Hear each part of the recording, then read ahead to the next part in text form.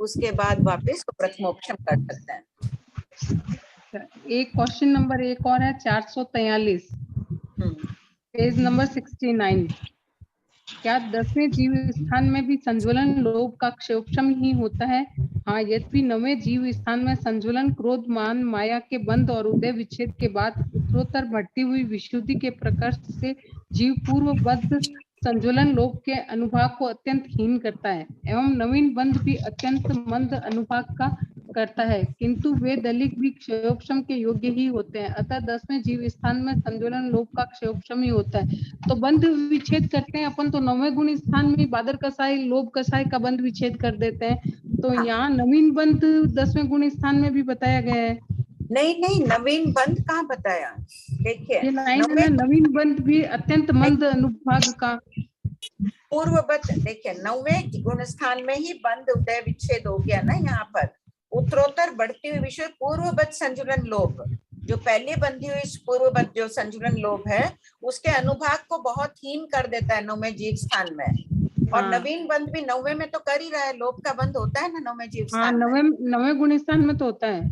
तो ये 9वें की बात चल रही है ना। 9वें जीव स्थान में क्रोधमान माया का ही बंध विच्छेद हुआ है और नवीन बंध जो कर रहा है 9वें जीव स्थान में वो भी अत्यंत मंद अनुभाग का करता है, एकदम अल्प रस का करता है।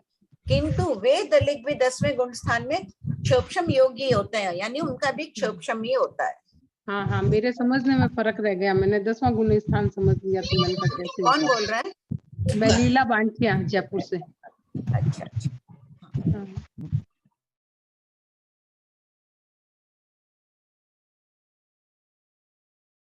हाँ बोलिए, बोलो सुधा।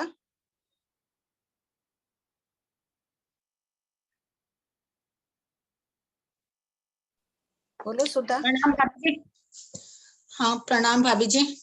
सुधा, मेरे को पूछना है प्रश्न 382 पेज नंबर 59। पढ़ रही हो अभी? अभी जी ऐसे थोड़ा बहुत कभी कभी पलट लेती हूँ, पूरा नहीं पढ़ती हूँ, कुछ हाँ, कुछ। तो इसमें जो प्रश्न है ना कि कड्डाण कम्माण न मोक्ष अथि किस आधार से कहा गया है, तो उत्तर है कि कर्मवाद का यह सामान्य नियम है कि कड्डाण कम्माण न मोक्ष अथि, अर्थात अपने किए हुए कर्मों को भोगे बिना छुटकारा नहीं है। किंतु यह नियम निकाचित कर्म एवं, ये तो ठीक समझ में, इसके बाद वाला लाइन नहीं समझ में आया। अनुत्थान, अकर्म, अबल, अवीर्य और अपुरस्कार पराक्रम द्वारा वेदे जाते हुए कर्मों के लिए है। तो पुरुष इसमें क्या करेंगे? उत्थान, कर्म, बल, वीर्य और पुरस्कार पराक्रम से तो कर्मों को बदला जा सकता है ना, वेदा जा सकता है। हाँ, अपवर्तना आदि बदला जा सकता। अच्छा, बदला जा सकता है, अपवर्तना आदि हो सकती है ना। तो जो नहीं कर रहा है ये उत्थान, कर्म, बल, वीर्य आदि पुरुषार्थ नहीं कर रहा है कर्मों के क्षय के लिए आदि, उस जीव के लिए ये बात है। संक्रमण आदि जो जिनका नहीं हो रहा है उनके लिए है। संक्रमण, सामान्य संक्रमण आदि तो रुकता नहीं है, निरंतर प्रवृत्ति होती है बद्यमान कर्म प्रकृतियों में। लेकिन बाकी जो कर्म होते हैं अनुत्थान, ये कैसे होगी? अपवर्तना आदि तो होगी नहीं ना। अच्छा, व्याज्ञात भाविनी अपवर्तना तो होगी नहीं, कुछ ना कुछ तो विशुद्धि बढ़ेगी तब भी होगी। प्रत्याख्यान, त्याग, संयम से ही होगी वो। अच्छा, तो यहाँ पर ये जो ये कर्मों के परिवर्तन करने में मतलब ये इनको, हाँ, कुछ भी अगर अपन कार्य नहीं कर रहे हैं, स्वाध्याय आदि भी क्या कर रहे हैं, अपने कर्मों की निर्जरा में विशेष प्रयत्न कर रहे हैं। स्वाध्याय को भी तो प्रायश्चित का भेद माना है, अपवर्तना आदि हो रही है, उससे विशुद्धि बढ़ रही है। तो तब अपने तो अभी है नहीं उत्थान, कर्म, बल, वीर्य में अपन प्रवृत्त कर रहे हैं। कुछ नहीं कर रहा है व्यक्ति धार्मिक साधना आदि, उसके फिर कैसे परिवर्तन होगा? जैसे है वैसे ही भोगना पड़ेगा। तो लेकिन ऐसे भी तो है ना कि जो बंधे हुए सारे कर्म होते हैं वो तो सारे नहीं, मतलब प्रदेशों देशों भी तो जिनको भोगते हैं तो उनका नहीं लेंगे क्या यहाँ पर कड्डाण कम्माण मुख? ठीक है, प्रदेशों देश से जा रहे हैं, उसको संयोग में नहीं मिला। अभी मेरे देव गति, मनुष्य गति, नरक गति यहाँ जो भी बंधी हुई है, अभी उसको संयोग नहीं मिल रहा है ना उदय होने का, उसके लिए बात नहीं। सामान्य भी अगर कहते हैं कि भगवान महावीर तो पुरुषार्थवाद के प्रणेता थे ना, खाली बैठे रहो तो कर्म निर्जरा होगी नहीं, कुछ तो विशुद्धि बढ़ाएंगे तभी होगी। तो विशुद्धि के लिए भी तो पुरुषार्थ पराक्रम कर रहे हैं अपन, धार्मिक क्रियाएं अधिक कर रहे हैं, विशुद्धि का वो है। यहाँ पर विशुद्धि के लिए जो पुरुषार्थ किया जा रहा है उसके लिए कहा गया है। हाँ। मेरे को बहुत देर तक पढ़ी, कुछ समझ ध्यान ही नहीं आया, उपयोग ही नहीं गया। हाँ आंटी, जय जिनेंद्र। जय जिनेंद्र। आंटी ऐसे अपन बोलते हैं कि अपना जीव संसार में, लोक में, हर जगह पैदा होके आया हुआ है। तो अभी मैंने पढ़ा था कहीं पे, इसमें लिखा हुआ है कि अनुत्तर विमान को छोड़ के अपना जीव आया, अनुत्तर विमान में पैदा कभी नहीं हुआ। क्या पता अनुत्तर विमान में एक बार गए हुए भी हो, जो 2 बार जाके आए वो अगले चरम शरीर ही होते हैं। तो अभी चरम शरीर तो है नहीं, यहाँ भरत क्षेत्र से अभी मुक्ति नहीं होती है किसी के। हो सकता है आप अनुत्तर विमान में एक बार जाके आए हुए हो। और आंटी ऐसे जीव जो बताया 563 भेद अपन बोलते हैं ना, उसमें हाँ, कोई हाँ। जीव 553 भेद को स्पर्श करके मोक्ष में चला जाता है। जरूरी नहीं है कि सब जीव अनुत्तर विमान में जाए। कोई एक बार एक अनुत्तर विमान में जा रहा है तो 2 भेद और बढ़ जाते हैं, 555 हो गए। और कोई जीव 2 बार 2 अनुत्तर विमान में, अलग अलग अनुत्तर विमान में चला गया तो 2 भेद और बढ़ गए, तो 527 जीव 563 भेदों में से सिर्फ उत्कृष्ट 527 भेद को स्पर्श करता है और कम से कम 553 को। तो ये जो वर्णन अपन करते हैं कि अनंत बार प्रत्येक स्थान में गया है, वो 553 भेदों की अपेक्षा से करते हैं। और आंटी द्वितीय उपशम जो है वो वैमानिक देवों में होता है और मनुष्य में होता है, साधु में।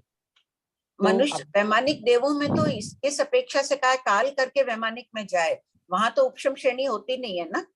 करता हाँ, तो होती साधु ही नहीं है, है। द्वितीय उपशम वाला साधु काल करके वहां जाता है तो कुछ देर उपशम संकित रह जाती है, उस अपेक्षा से कहा है। अच्छा, उस अपेक्षा से कहा है हाँ, क्योंकि मोक्ष अंतर्मोहन में का परिणत हो जाती है। फिर जब तक परिणमन नहीं हो, बाटे बते से गया है, काल किया साधु द्वितीय उपशम में, काल करके वहां गया और जैसे संकित मोहिनी का उदय नहीं होता है तब तक वो द्वितीय उपशम वाला कहलाता है। जय जिनेंद्र आंटी। हाँ बोलिए वंदना जी। आंटी ये जो गागे अणगार का जो भंग हमने जो पढ़े थे ना, तो जैसे कि सुना था कि कोई तप करने के बाद ही ये भंग पड़ते हैं, जैसे ये विशिष्ट ज्ञान जैसे होता है। तो ये पूरी भगवती जो भी आगम पढ़ा जाता है तब सहित ही पढ़ा जाता है, बिना तप के आगम पढ़ने की अनुज्ञा ही नहीं है भगवान के शास्त्रकारों के। भंग जैसे नहीं, इसमें भंग में गांगे अणगार के लिए ये बात नहीं, ये बात गौशालक 15वें शतक के लिए जरूर कही जाती है कि कुछ तप विशेष करते हुए इसे पढ़ना चाहिए, गांगे अणगार के लिए नहीं। गांगे अणगार तो मुक्त हो गए, गौशालक के लिए भी ये परंपरा इसलिए प्रचलित हो गई कि गौशालक में उसकी निंदा क्या की गई, उसके स्वरूप का बताया गया है कि उसने भगवान महावीर की आशातना की आदि आदि, वो निंदा हो गई एक तरह से। गौशालक अभी महारिद्धिशाली देव है, 12वें देवलोक का देव है, कदाचित उसका उपयोग चला जाए कि अपन वो अध्ययन कर रहे हैं। तो कुछ ग्रंथकार तो कह रहे हैं कि वो कुपित होके अपने को कुछ दंड आदि भी दे सकता है, अपने पर हानि कर सकता है। और कुछ ग्रंथकार देखिए कितने पॉजिटिव सकारात्मक सोच वाले हैं, वो ऐसे कहते हैं कि नहीं, इस अध्ययन को कुछ तप विशेष से करो, कदाचित गौशालक के जीव का यहाँ उपयोग चला जाए तो उसको दुख होगा, मेरी निंदा हो रही है। इसके लिए जरूर कहा जाता है कुछ तप विशेष से करना चाहिए, बाकी पूरे आगम पढ़ने के दिए जाते हैं, तप दिया जाता है। हाँ, तो अपन जैसे रूटीन में पढ़ रहे हैं ना, तो वही चीज मैंने कुछ पूछा था, तो महाराज साहब अगर किसी ने बोला कि तब से ही पढ़ना चाहिए गांगे अणगार भंग वगैरह, और तो मैंने कहा कि आंटी से पूछू जैसे रूटीन में ऐसे बिना तब। कौन से महाराजा ने बताया? मैंने तो कभी नहीं सुना गांगे अणगार के लिए, किसी भी महाराजा से नहीं सुना और न कहीं पढ़ा है। पूरा आगम नहीं शुरू करो तो तब से ही करना चाहिए। नहीं, खाली भंग पूछे थे मैंने, जैसे 20 हुए जी और ये पढ़ रहे हैं ना जैसे, तो उसमें जरूरत नहीं है तब। नहीं, खैर करो तो बहुत अच्छा है, टेस्ट निर्जरा है, वो अलग बात हो गई, बाकी नहीं। किसने, कौन से महाराजा ने फरमाया? कौन से महाराजा? महाराज साहब ने बोला था कि आचार्य लालचंद श्री जी महाराज साहब जो थे ना, उन्होंने वो तो अपने व्याख्यान टोकरा चलता था, भंगों का चलता था, लेकिन अभी जैसे अब देते हैं ना जैसे, तो वो बोलते हैं कि कोई तब से ही सिखाते हैं ये गांगे अणगार का, जैसे भंग वगैरह जो भी होता करता है। तो ठीक है, तपस्या की प्रेरणा देने के लिए कर देते होंगे, बाकी सुना हुआ नहीं। आंटी प्रणाम आंटी। आंटी मैंने तो अभी 2 साल पहले पूरा महाराज साहब ने चौमासे में गांगे अणगार मुझे पूरा कराया था, मुझे तो ऐसा कुछ महाराज साहब ने फरमाया नहीं था, कोई कहना महाराज साहब ने स्वयं ही करवाया था ये पूरा। ठीक बात है, हमको भी महाराज से ही कराए। हाँ। ठीक है, किसी महाराजा की धारणा कोई होगी कि प्रेरणा देने के लिए कि आगम पढ़ रहे हो, कुछ प्रेरणा दे रहे तब करने में विशेष निर्जरा है। तो आपने बोला 527, मतलब वो जो संख्या होती है वो जीव टच करते 563, तो फिर वो 500 अपन 63 किस हिसाब से लेता है जब वो टच ही 527 ही करता है? तो नहीं, तो 563 कोई किसी अनुत्तर विमान में जाता है, कोई किसी अनुत्तर विमान में जाता है। जो जीव अनुत्तर विमान में उत्कृष्ट 2 बार जाता है, हाँ, तो जाएगा तो 5 में से 2 में ही जाएगा ना। अच्छा, और दूसरा जीव दूसरे 2 में जा रहा है। तो समुचे जीव की अपेक्षा हो गया। हाँ हाँ, ठीक है, जय जी। बोलिए कुसुम भाई। भाभी जी यही प्रश्न पूछना था मेरे को, 563 में से 527 कौन सा छोड़ेंगे? जैसे ठीक, हो गया। अनुत्तर विमान का तो आपने फर्क कह दिया। हाँ, ठीक है, हो गया ना क्लियर वो कुसुम भाई? 5 देखिए भाभी जी, 5 हो गए अनुत्तर विमान के 5 भेद, तो हाँ, 27 तो तो देखो 2 563 में से अनुत्तर विमान को छोड़ दो तो 553 में तो जीव प्रत्येक स्थान पर अनंत बार अतीत काल में उत्पन्न हो चुका है। उसमें तो कोई बाधा है नहीं। पीछे बचे 5 अनुत्तर विमान, वहां शास्त्रकार क्या कह रहे हैं कि कोई भी जीव जाएगा तो अनुत्तर विमान में 2 बार से अधिक नहीं जाएगा। तो 2 बार जाएगा, कोई एक ही अनुत्तर विजय विमान में गया, 2 बार वहीं चला गया, तो उसके 2 भेद और बढ़ा दो, पर्याप्त और अपर्याप्त के, तो 553 और 2 555 हो गए। कोई अनुत्तर विमान में बिना गए भी तो मोक्ष में जाते हैं। हाँ हाँ भाभी, उसके 553, जो एक बार गया एक ही अनुत्तर विमान में, उसके 555 उसने स्पर्श किए। और कोई जीव है जो 2 अनुत्तर विमानों में अलग अलग जगह गया, कोई विजय में गया और फिर वैजयंत में गया या सर्वार्थ सिद्ध में गया, तो उसके और 2 भेद बढ़ने से 527 हो जाता है। 563 को कोई भी जीव स्पर्श नहीं करता है। और ये अनुत्तर विमान के वहां अनंत बार नहीं जाता है। वहां ठीक है, वहां पृथ्वी का आदि रूप में अनंत बार उत्पन्न हो चुका है। उनके भी तो है, उपदी आदि विमान है, उस रूप में अनंत बार उत्पन्न हो चुका है। आंटी 527 कैसे हो रहे? 57 होंगे ना फिर तो, 2 और लोग। सॉरी, 557, 553 हाँ, प्लस 27 2 तो 555। ओ, मैं 27 बोल निकल गया। हाँ, मैं भी वही पूछ रही नहीं मैं भी नहीं वही पूछ रही थी। 527 बोला आपने तो कैसे नहीं हो नहीं, गया? 553, 2 और जोड़ो तो 555, 2 और जोड़ो तो 557। वापस एक बार बोलिए भाभी जी। 553 हो गया, 2 और और जोड़ो तो 555, 555 हो गया, और 2 अनुत्तर विमान में गया तो 557। हाँ ठीक है। हाँ बोलिए सुधा भाई, सुधा भाई बोलिए।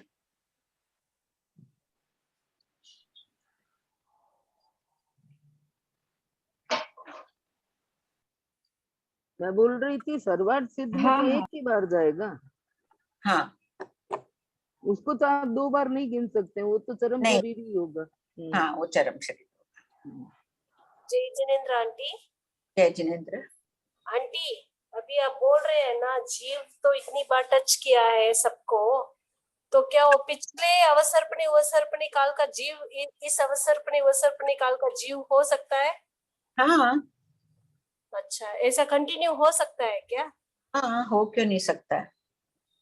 अच्छा, नहीं तो इसी अवसर्पणी काल में जन्म, इसी में आगे भी जा सकता है।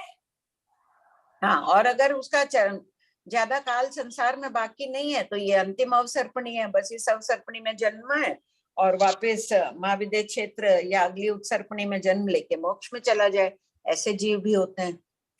हमारा भी ऐसा हो सकता है? बिल्कुल हो सकता है। अपनी साधना को विकसित करते जाइए, सम्यक दर्शन को सुरक्षित रखिए, लेशियाओं को विशुद्ध रखिए प्रति समय।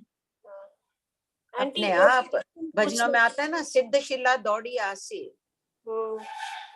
आंटी और एक क्वेश्चन पूछना था। वो बोलते हैं ना किसी को लत लग गई, ऐसा कुछ, वो सच है या झूठ है आंटी?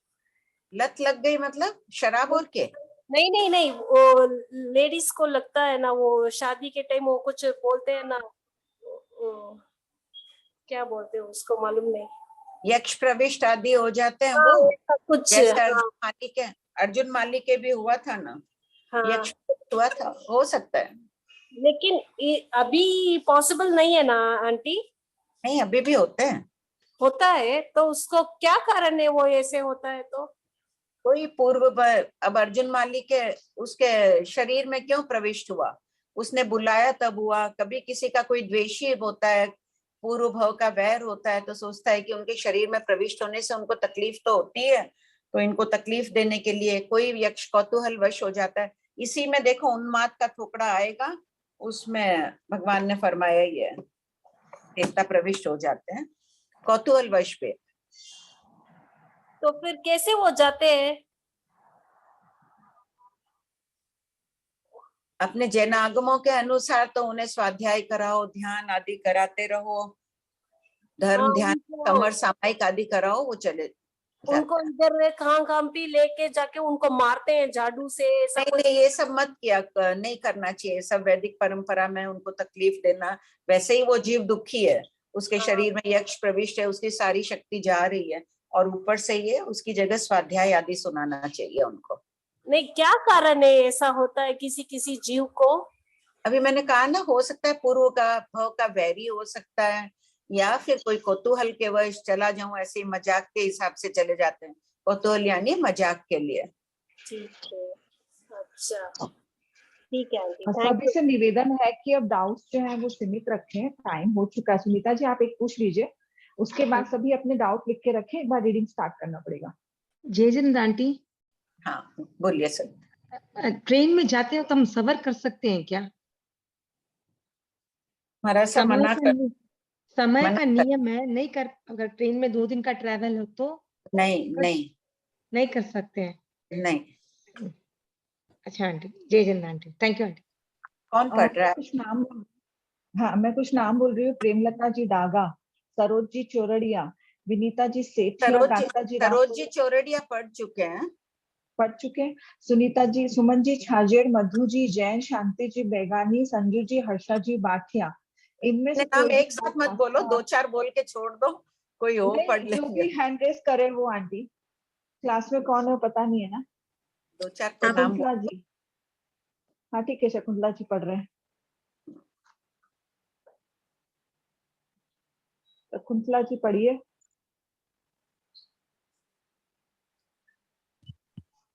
जय जिनेंद्र। जय जिनेंद्र। मेरी आवाज आ रही है? 3461 से पढ़िए। हाँ 3461। भगवान महावीर ने आलोचना प्रतिक्रमण के महत्व को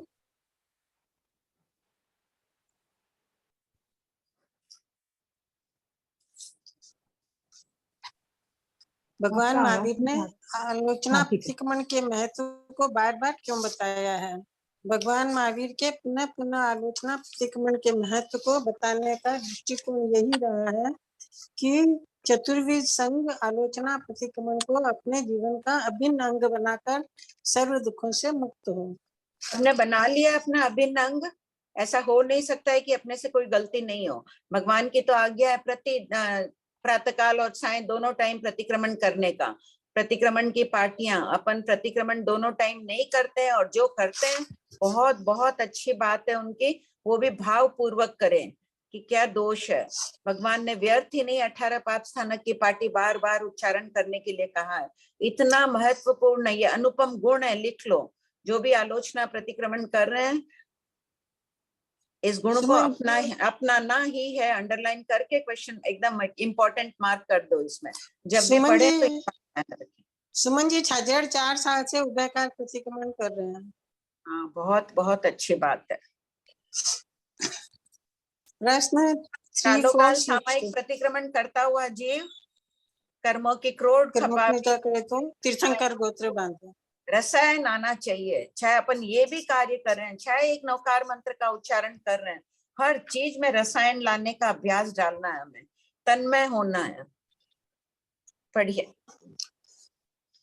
क्वेश्चन 3462। त्रैस्त्रिक देवों के पूर्व जन्म का वृतांत सुनकर श्याम हस्ती अंगार ने गौतम स्वामी से पूछा कि क्या इससे पहले चमरेंद्र के त्रैस्त्रिक देव नहीं थे? उत्तर। इस प्रश्न पर गौतम स्वामी संकित, कांचित एवं विचिकित्सित अति संदेहग्रस्त हो गए। इसलिए श्याम हस्ती अंगार के साथ भगवान महावीर के चरणों में जाकर अपनी इस शंका का समाधान पूछा। देखो अब इसमें गौतम स्वामी 14 पूर्वी थे, इतना विशाल उनके पास ज्ञान था, छद्मस्ता के कारण उनको उस वक्त उपयोग नहीं गया, इसलिए वो उन्हें शंका हुई, विचिकित्सा हुई। 3463 भगवान महावीर से गौतम स्वामी और श्याम हस्ती अंगार को क्या समाधान प्राप्त हुआ? उत्तर, भगवान महावीर ने फरमाया कि द्रव्यार्थिक न्याय की दृष्टि से त्रायस्थिक देव एवं उनके नाम भी शाश्वत हैं, किंतु पर्यायार्थिक न्याय की दृष्टि से पूर्व के त्रायस्थिक देव आयु समाप्त होने पर काल कर जाते हैं, उनके स्थान पर नए त्रायस्थिक देव उत्पन्न होते हैं, अर्थात त्रायस्थिक देवों का प्रवाह रूप से कभी विच्छेद नहीं। जैसे ये भी है, मनुष्य गति में भी देखो, पुराने मनुष्य आयु पूर्ण हो जाती है, वो काल कर जाते हैं, नए उत्पन्न होते रहते हैं, उसी प्रकार देवलोक में भी इस है। लेकिन देवलोक की एक ही विशेषता है कि जिस शैया पर जो देव उत्पन्न होगा, द्रव्यार्थिक न्याय की दृष्टि से उनके नाम भी शाश्वत है, उन देवों के उस शैया पर जो उत्पन्न होगा उसका वही नाम होगा। शक्रेंद्र महाराज है, जब वो उनके स्थान पर दूसरा नया जीव शक्रेंद्र बनेगा, जब वो काल कर जाएंगे तब, तो उसका नाम भी शक्रेंद्र ही रहेगा। आंटी डाउट है आंटी, लोक में ये बात नहीं है, मनुष्य में तो कोई आया किसी का नाम कोई रख दिया। हाँ निर्मल जी बोलिए। है ना आंटी, 14 पूर्व का ज्ञान जो होता है ना, उसको भी अगर वापस मतलब उसको यूज करके कुछ निकालना, उसमें भी दोष लगता है क्या, या कुछ क्रिया लगती है? जैसे वैक्री शरीर बनाने में दोष लगता है, वैसे ये भी करने में दोष लगता है क्या? क्या करने में? और शास्त्र के पाटियां निकालने में? हाँ नहीं, बिल्कुल ही नहीं लगती है। नहीं तो फिर है ना, गौतम स्वामी को जब इतना विशाल ज्ञान था, तो फिर वो यूज क्यों करते थे? उसका क्यों मतलब डाउट आ गया, या क्यों पूछा था भगवान से? छद्मस्ता के कारण, एक तो उनकी विनम्रता, कारण दिए ना पहले, क्यों प्रश्न पूछते थे। एक तो छद्मस्ता, पहला कारण तो हो गया कि इससे शास्त्र का, गुरु शिष्य के प्रश्नोत्तरों से शास्त्र का प्रारंभ भी होता है, उस हिसाब से भी वो कर देते हैं। अब अपने को भी कई बातें हैं, सामने नाने गौतम भंते गौतम अपन बोल रहे हैं, प्रज्ञापना सूत्र तो बाद में लिपिबद्ध हुआ है, उपांग सूत्र है, उसमें भी भंते गौतम चला है, तो वो पूर्वों के जैसे याद किया हुआ था उनका, वैसे का वैसे उस शैली में रचना कर देते हैं। शास्त्र रचना का क्रम इससे शुरू हो रहा है। और जानबूझकर भी पूछते थे कि विशाल परिषद आती थी कि वो सुनेंगे, किसी को प्रश्न की जिज्ञासाएं नहीं होती है, सुनकर बोध प्राप्त कर लेते हैं, इसलिए भी करते थे। तथा वह छद्मस्ती कैसा, कभी कोई भूल ना हो। छद्मस्त उपयोग नहीं गया उस समय। बराबर। कई बार आपको एकदम, मान लो कि आपको आती है, तुरंत आपको अगर नींद से उठाकर लेशा 6, ये तो बहुत सरल प्रश्न है, तुरंत पूछो तो एक बार अटक भी जाते हैं ना। कई बार प्रतिक्रमण भी कभी करते हैं तो लगता है कोई पार्टी याद ही नहीं आती है, भूल गए, उस शब्द में अटक ही जाते हैं, आते हुए भी अटक जाते हैं ना, वैसे वो बात है। तो वो भी छद्मस्थित है। ठीक है आंटी, बराबर। आंटी हाँ बोलो। आंटी, वो जितने देव है ना, सबके नेम तो फिक्स नहीं है, वो मेजर जो देव है उन्हीं के खाली है, बाकी के तो नेम चेंज हो सकते हैं ना आंटी? नहीं, का भी चेन नाम बदलता नहीं है। द्रव्यार्थिक न्याय की अपेक्षा जिस शैया में जो उत्पन्न होता है उसका वही नाम होता है। अपर नाम अनेक हो जाते हैं, देवराज शक्रेंद्र के अनेक नाम कहे गए, वो अलग बात हो।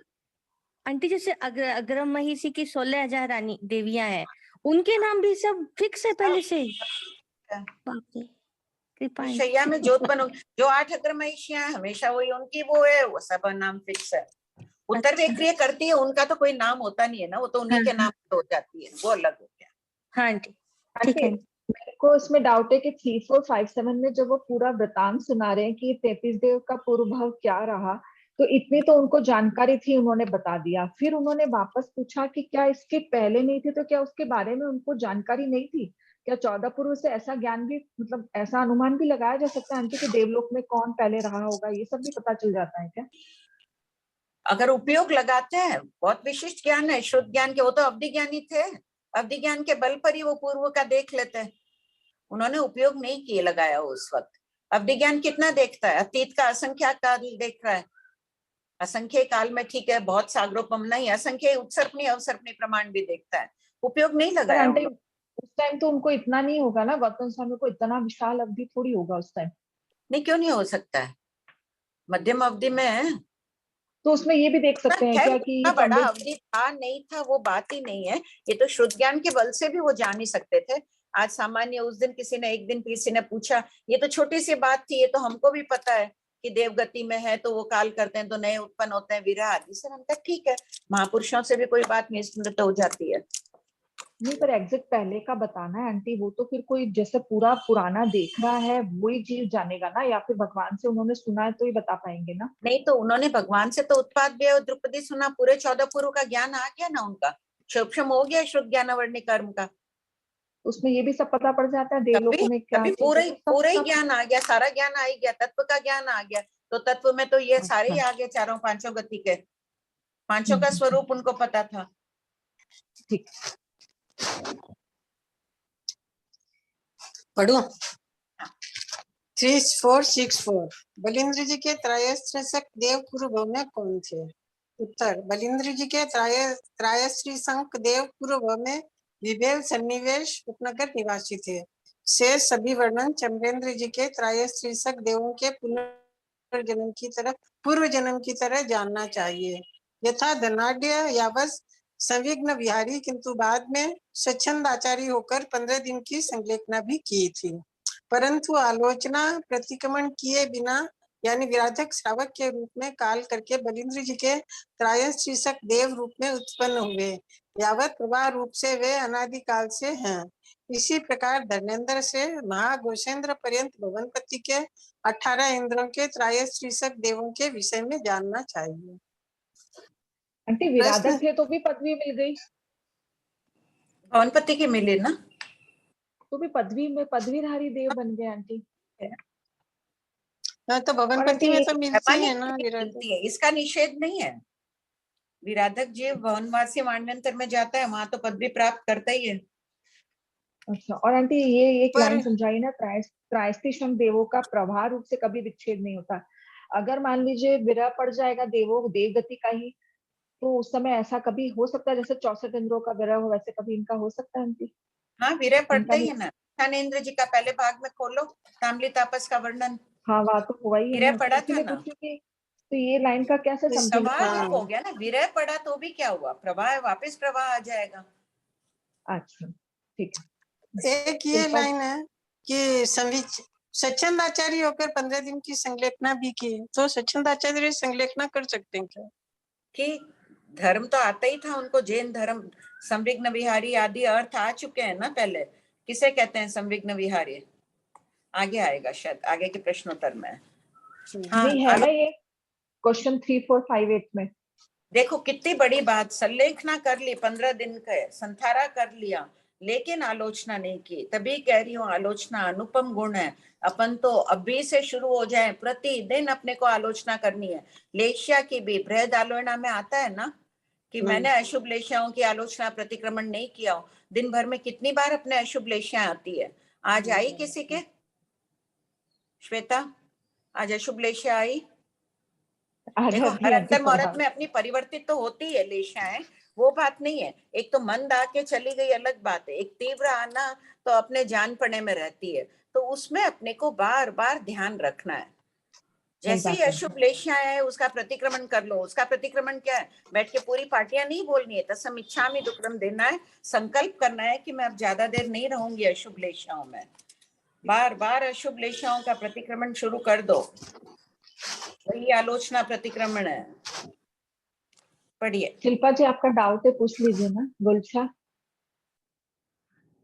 हाँ, मैं पूछ रही थी, वो चमरेंद्र जी एक देव है, फिर दूसरे देव भी चमरेंद्र जी वहीं पर पैदा होते हैं क्या? 2-3 होते हैं? नहीं, उनके काल करने के बाद ही दूसरे उत्पन्न होंगे उस शैया में। चमरेंद्र इंद्र, एक इंद्र के विद्यमानता में दूसरा इंद्र कैसे होगा? और सामान्य देव भी, देव देवी में नियम है, उस शैया पर कोई रहता है तब तक कोई उत्पन्न नहीं होता है दूसरे, शाश्वत भाव है। तब देव कम होते हैं नरक से क्या?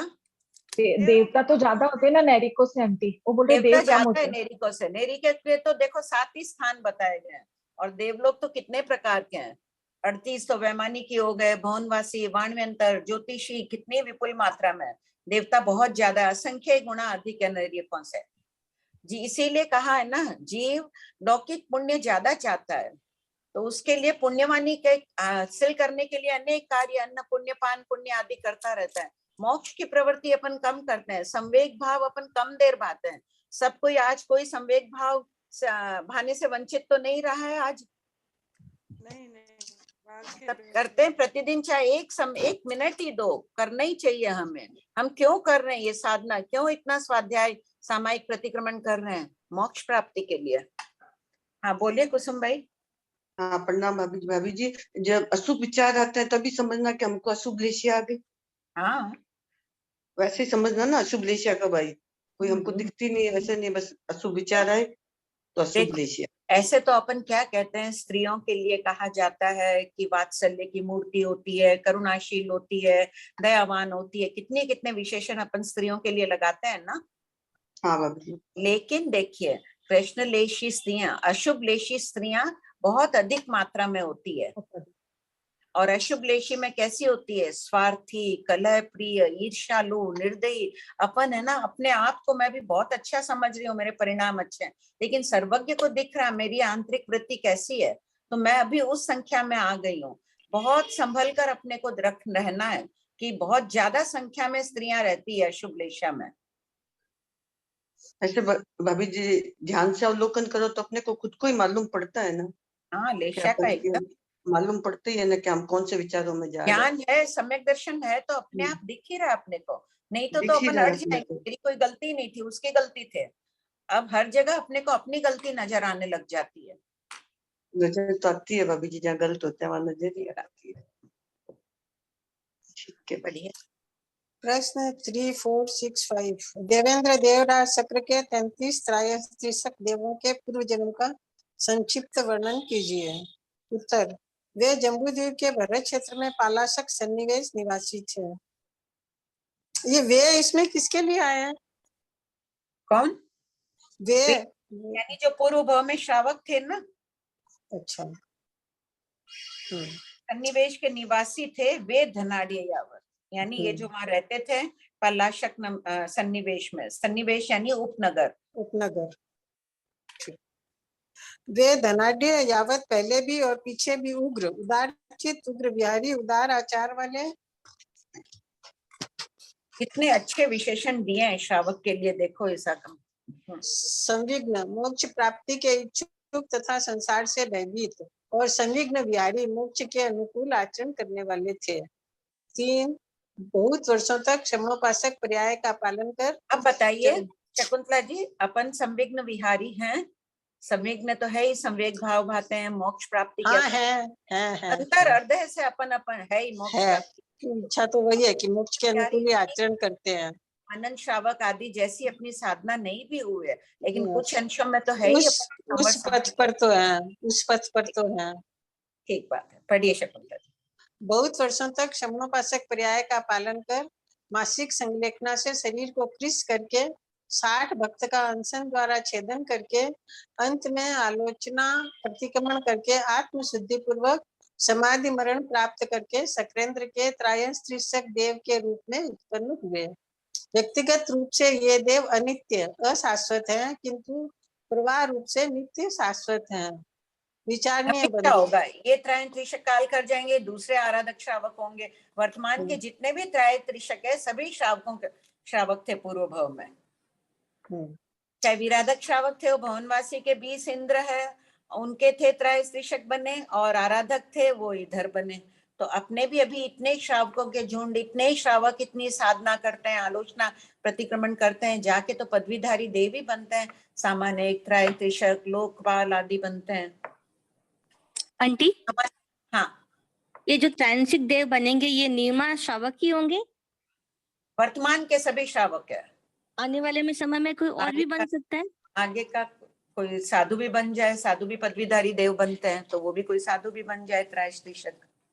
और ये भी कह सकते हैं आंटी, जो विराधक होगा वो भवनपतियों का त्रैंसिक देव होगा, और जो आराधक होगा वो वैमानिकों का होगा। हाँ, जरूरी नहीं कि त्रैस्त्रिशक ही हो, पदवीधारी देव बनते हैं, श्रावक होते हैं वो। वैमानिक में कोई भी पदवी, सामानिक की पदवी पा सकते हैं, इंद्र बन सकते हैं, लोकपाल बन सकते हैं, सामानिकों के सामानिक बन सकते हैं, उनके सामानिक देव होते हैं वो बन सकते हैं। ठीक है आंटी। हाँ आंटी ठीक है। विचारणीय बंधु बनेंगे, आलोचना प्रतिक्रमण करके जाएंगे तो नियमा पदवीधारी देवी बनता है जी। आंटी यहाँ 60 भक्त में भी एक मास खमण लिखना है, 2 भक्त हाँ। का ही है ना? ठीक। हाँ। देख लो यहाँ पर मास खमण, मासिक संलेखना ऐसे तो दे ही दिया है।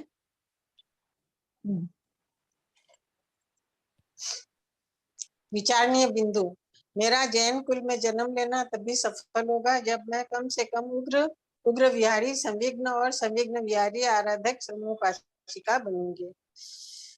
3466 आलोचना के स्वरूप का संक्षिप्त वर्णन कीजिए। उत्तर, अपराध, हिंसा, कसाय, प्रमाद आदि की स्वीकृति के साथ आलोचना प्रारंभ होती है। यह प्रायश्चित नामक आभ्यंतर तप का भेद है। पापों का ढेर भी प्रायश्चित की चिंगारी से भस्म हो जाता है। इसका फल उत्तम है। बालक के समान सरल हृदय से आलोचना करने से साधक विशुद्ध आराधक बन जाता है। प्रश्न 3467 देवेंद्र, देवराज, ईशानेन्द्र के 33 त्रयस्त्रिशक देवों के पूर्व जन्म का संक्षिप्त वर्णन कीजिए। उत्तर, वे चंपा नगरी के निवासी थे। यावत समग्र वर्णन पूर्ववत करना चाहिए।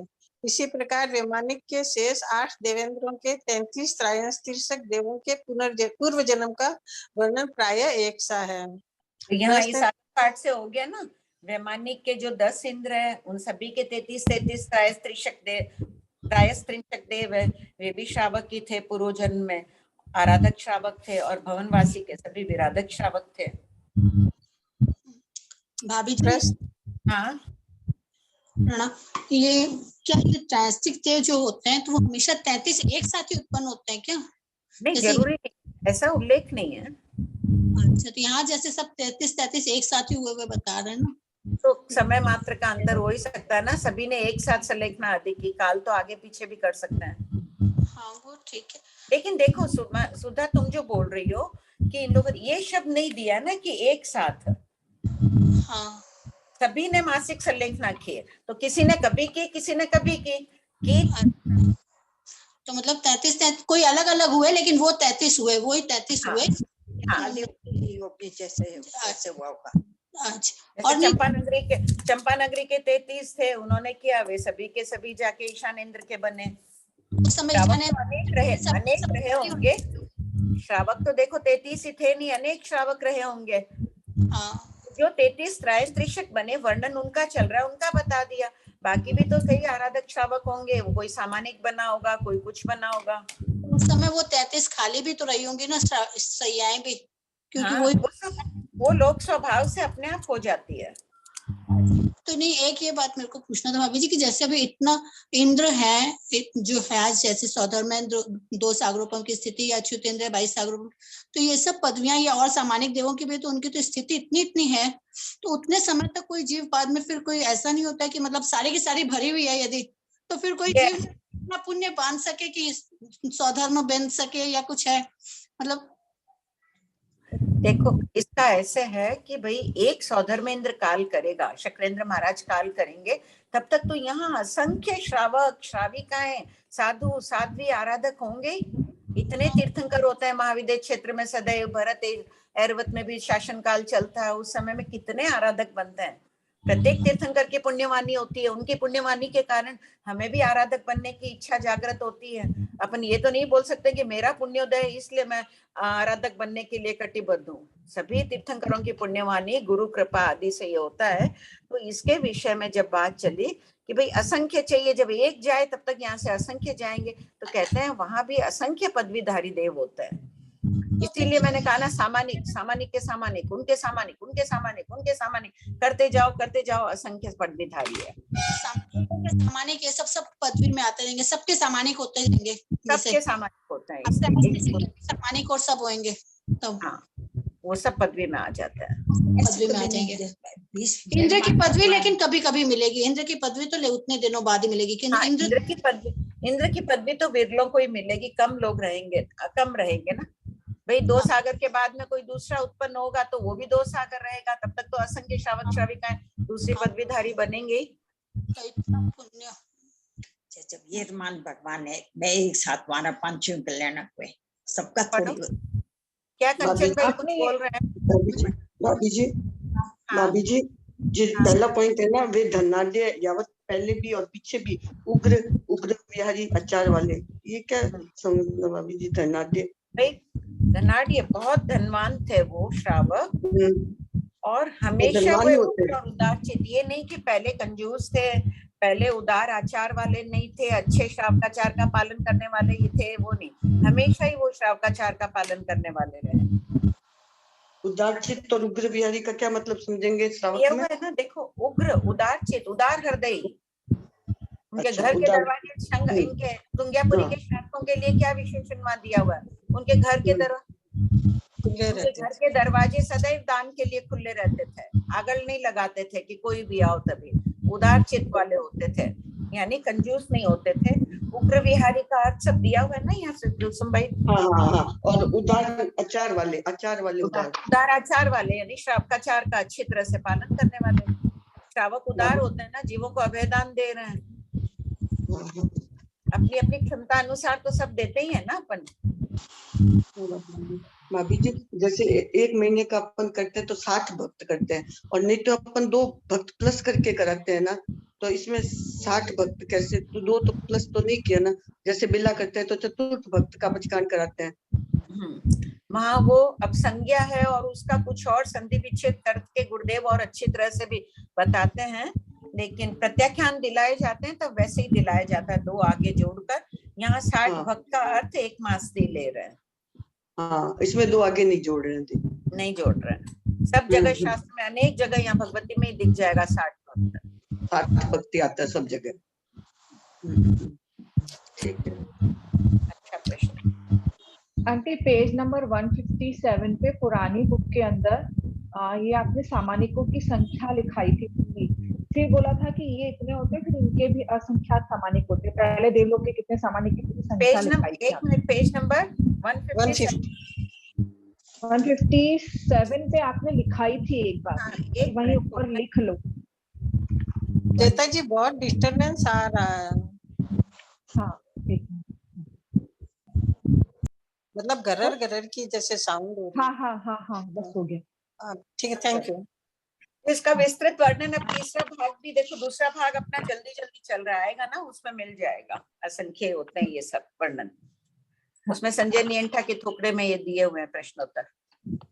अमित भैया, आंटी आपको पत्ती सागम पूरी याद है क्या आपको? नहीं, मेरे को कुछ याद नहीं है, कोई भी चीज याद नहीं है मुझे, पूछो ही मत क्या आता है, और मन में दुख आता है कि कुछ नहीं आता है।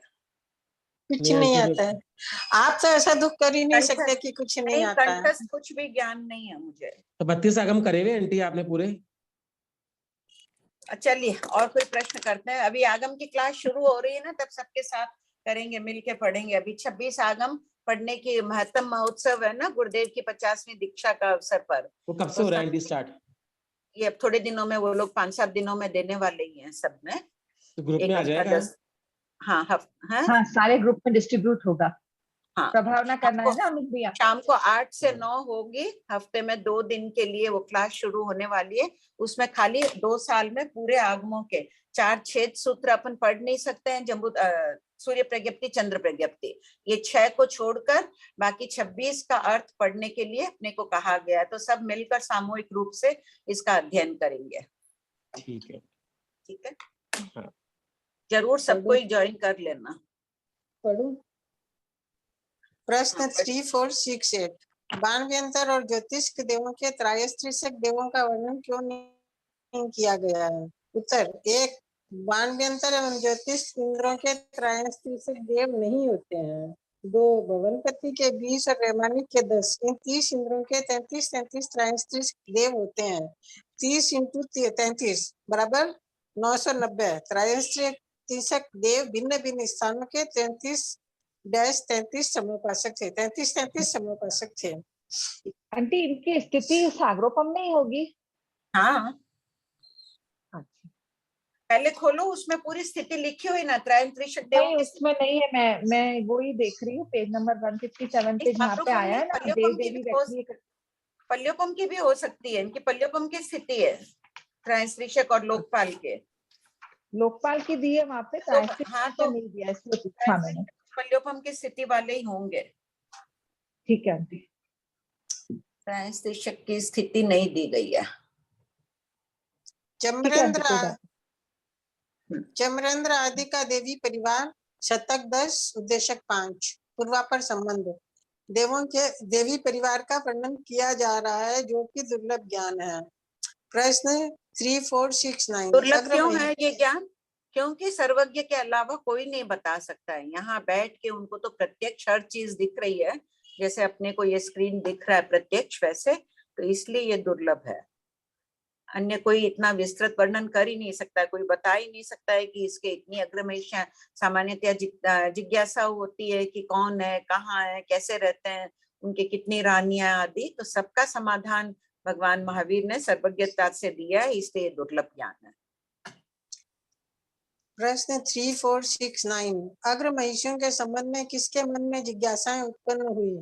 उत्तर, राजगृह नगर के गुणशिलक उद्यान में जाति संपन्न स्थिवरों के मन में अग्र महिषियों के संबंध में कुछ जिज्ञासाएं उत्पन्न हुई। उनका समाधान पाने के लिए उन्होंने अपनी प्रश्नावली क्रमशः भगवान महावीर के समक्ष सविनय प्रस्तुत की। प्रश्न 3470 बनते हैं। असुरेंद्र असुरराज चमर की कितनी अग्र महिषियां पटरानियां हैं? आर्यों 5 अग्र महिषियां हैं, यथा काली, राजी, रजनी, विद्युत और मेघा। इनमें से प्रत्येक अग्र महिषी का 8-8 हजार देवियों का परिवार है, अर्थात प्रत्येक देवी 8-8 हजार देवियों की विकुर्वणा कर सकती है। इस प्रकार पूरा पर सब मिलाकर 5 अग्र महिषियों के परिवार में 40,000 देवियां हैं। यह एक त्रुटिक देवी वर्ग हुआ। त्रुटिक मीन्स वर्ग, वर्ग समूह। प्रश्न 3471। त्रुटिक वर्ग किसे कहते हैं? या वर्ग में स्क्वायर नहीं समझना है, गणित वाला स्क्वायर नहीं समझना है, समूह समझना है। समूह समझना। उत्तर, कुछ विशिष्ट कार्यों के लिए बना हुआ कुछ लोगों का समूह त्रुटिक कहलाता है। प्रश्न 3472। क्या असुरेंद्र चमर बलिचंचा राजधानी की सुधर्मा सभा में चमर नामक सिंहासन पर बैठकर त्रुटिक स्वदेवियों के परिवार के साथ दिव्य भोगों को भोगने में समर्थ हैं? उत्तर, सुधर्मा सभा में दिव्य भोगों को भोगने में समर्थ नहीं है। उत्तर, प्रश्न 3473। चमरेंद्र सुधर्मा सभा में दिव्य भोगों को भोगने में समर्थ क्यों नहीं है?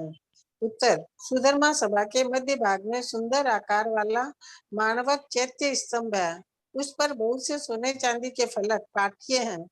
यावत उन पर वज्र में हीरों के गोल डिब्बों में जिन भगवान की बहुत सी अस्थियां रखी हुई है, जो चमरेंद्र एवं अन्य बहुत से देव देवियों के लिए अर्चनीय, वंदनीय, नमस्कारनीय, पूजनीय, सत्कार, सम्मान योग्य हैं। वे कल्याण रूप, मंगल रूप, देव रूप, चैत्य रूप एवं पर्युपासनीय हैं। इसलिए उन जिन अस्थियों के प्रणिधान सानिध्य में चमरेंद्र सुधर्मा सभा में मैथुन निमित्तक भोग भोगने में समर्थ नहीं है, किंतु अपने 64,000 सामनिक देवों में 33 त्रैस्तिक देवों और बहुत से देव देवियों से परिवृत होकर नाट्य, गीत, वाद्ययंत्र आदि से होने वाले राग रंग रूपी दिव्य भोगों का परिवार की रिद्धि से उपयोग करने में समर्थ है। अर्थात यह मेरा परिवार है, मैं इसका स्वामी हूँ। प्रणाम भाभी जी। हाँ बोलिए तारा जी। ये 3470 में जो है देवी 8-8 हजार देवियों की विकुर्वणा कर सकती है, मतलब वो 8,000 देवियां बना सकती है, जैसे वेक्रिय करके उत्तर वेक्रिय करके बना सकते हैं ना। अच्छा ठीक, तो ये लोग प्रश्न 3474। बोलिए सुमन, इसी से संबंधित।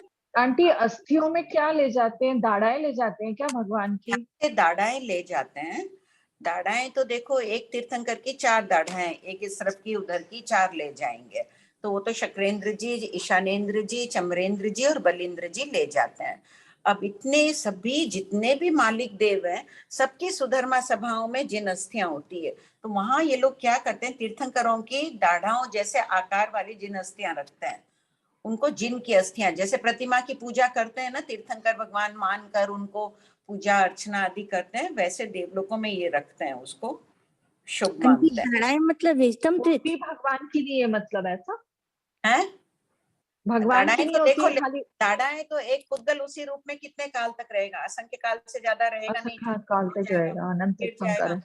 तो 4 की लेके जाएंगे तो बार बार ये 4 की, ये 4 ही ले जाएंगे। समझ लो शक्रेंद्र महाराज के पास बहुत हो गई, उनके पास महाविद्य क्षेत्र, दक्षिण महाविद्य क्षेत्र की 16 विजयों की, भरत की हो गई, ईशानेन्द्र जी के पास हो गई, वहां के चमरेंद्र जी, बलेंद्र जी के पास हो गई, तो उनके पास तो बहुत हुई। एक खराब होने के पहले दूसरी आ गई, दूसरी आने के पहले मान लो कोई काल में सुरक्षित, जैसे यहाँ भी इजिप्ट में वो मम्मीज को लंबे काल तक सुरक्षित रख देते हैं ना, तो वहां के वातावरण में लंबे काल तक सुरक्षित रहती होगी, दे भी देते होंगे। बाकी प्रत्येक मालिक देवों के, जैसे विजय द्वार आदि असंख्य है, उनके भी मालिक देवों की सुधर्मा सभाओं में जिन अस्थियों का उल्लेख मिलता है, तो वो उस प्रकार की दाढ़ाओं के आकार की बना के वहां रखते हैं, उसे वे लोग पूजनीय आदि मानते हैं।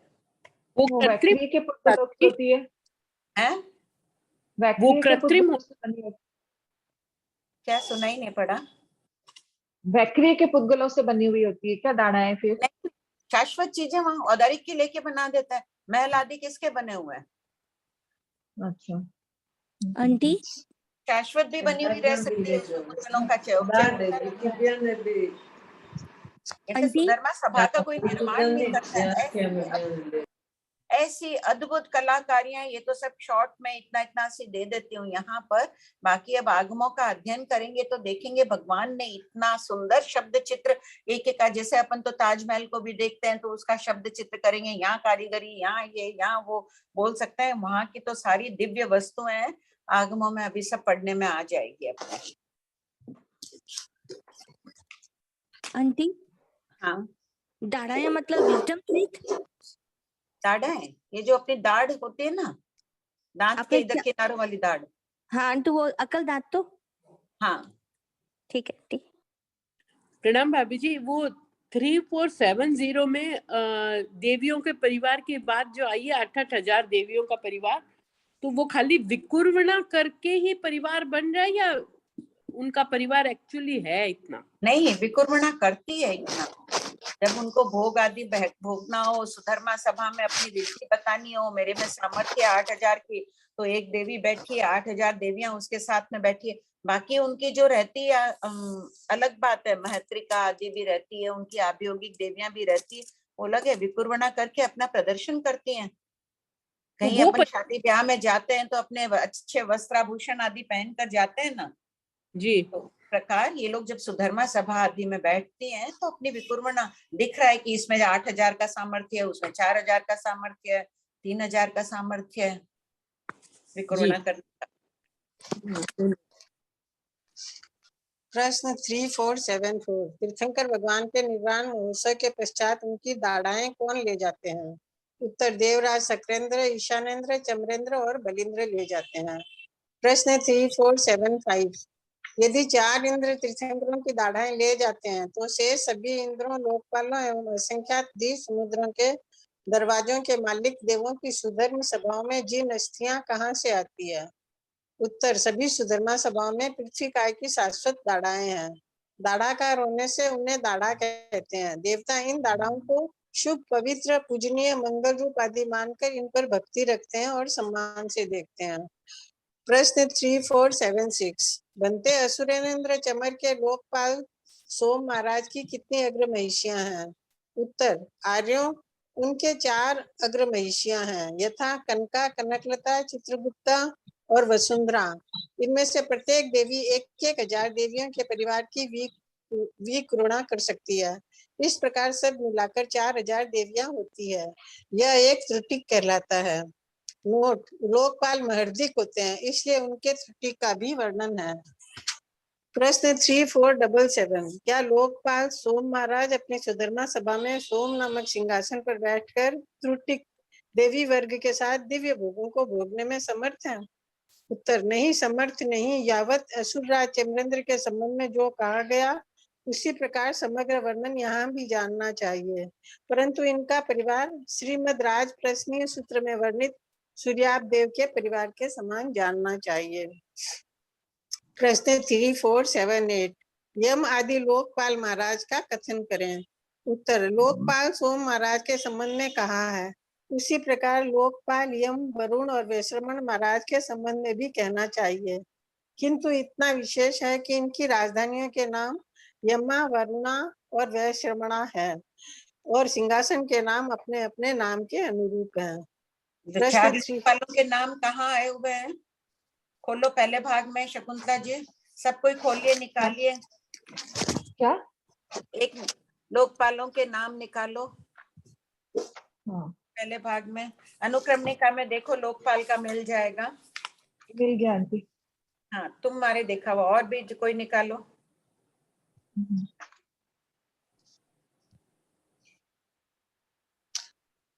शतक 3, उपदेशक छात्र 11 नंबर। पेज नंबर खोलो, पेज खोलिए। और पेज नंबर है नहीं, प्रश्न नंबर है 1702 और 11103। 193 पेज। हाँ, लोकपालों के नाम बोलो।